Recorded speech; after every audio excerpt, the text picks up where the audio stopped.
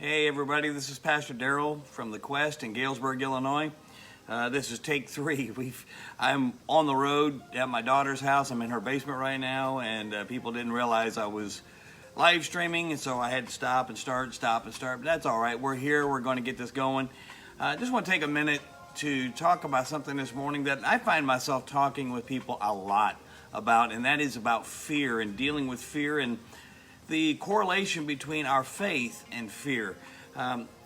Fear is one of the biggest obstacles, one of the biggest battles, a continuing battle. And let me just share this. I believe you will fight this all the days of your life.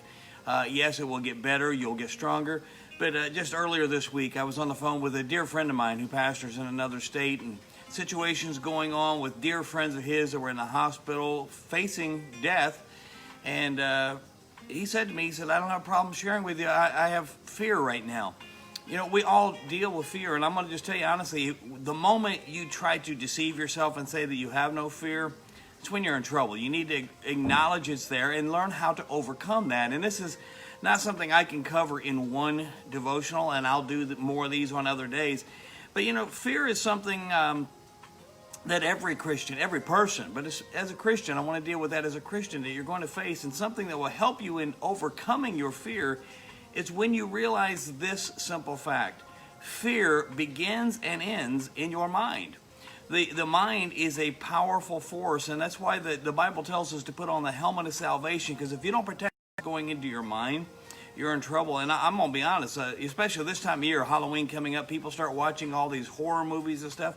We're allowing into our mind stuff that begins to create fears and doubt and confusion and things of that nature.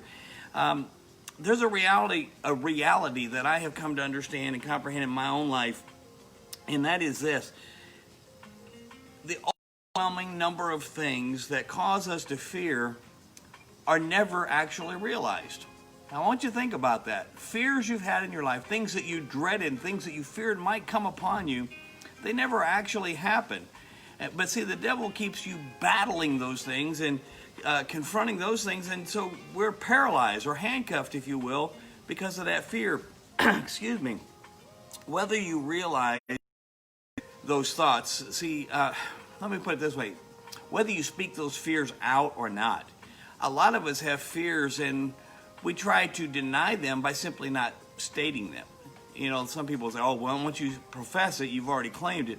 I want to tell you something. That fear is in your mind already. You have to deal with it.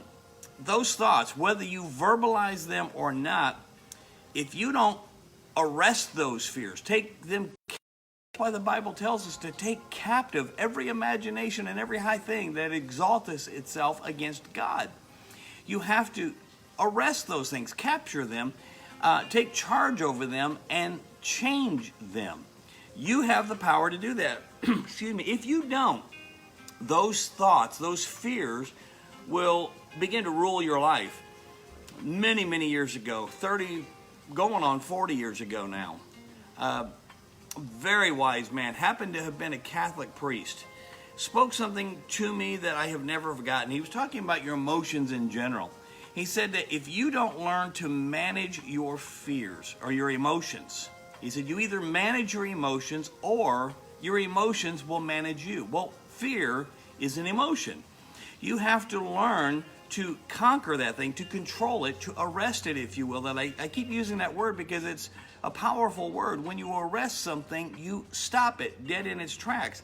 See, a fear is a thought that gets in your mind, and it can cause you to never reach your destiny, to never achieve your dreams.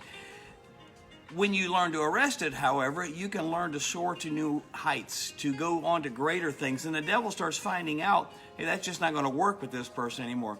One of the most powerful weapons that God has given to us for conquering fear and worry is the ability to take his promises and personalize them. And this is just what I want to deal with for the last couple of minutes here today. Here's just a couple. There are so many in the Bible. One of the greatest things I think you can find, it's best just to find it in the Word, but for those who don't want to take the time to find them out yourself, get yourself a God's Promises Bible, and they list all the promises of God. Or nowadays, you can get on the internet and just look it up. But let me give you just a couple of them. In the book of Isaiah chapter 43, pardon me for just reading, it says, don't be afraid, for I have ransomed you. That's a promise to you. God has already said, I have already ransomed you. I've paid your ransom. I have called you by name. You are mine. You belong to God. When you go through the deep waters and great trouble, I will be with you. When you go through the rivers of difficulty, you will not drown. When you walk through the fire of oppression, you will not be burned up. For I am the Lord your God.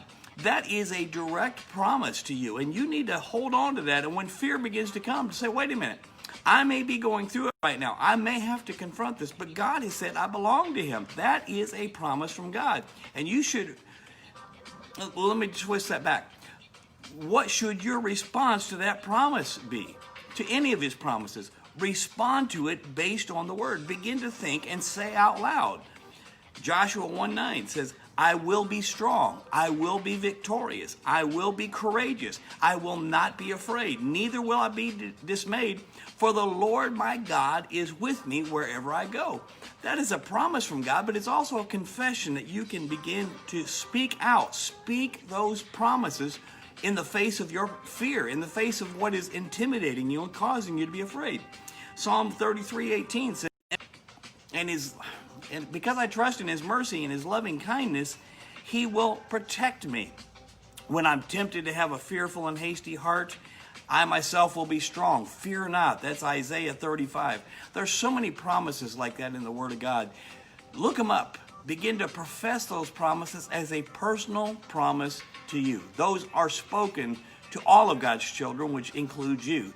Claim them as your own. And I promise you, as you start claiming his promises and walking in them, fear will diminish. I see I'm having internet trouble, so I'm going to cut it for today. God bless you. You have a great day.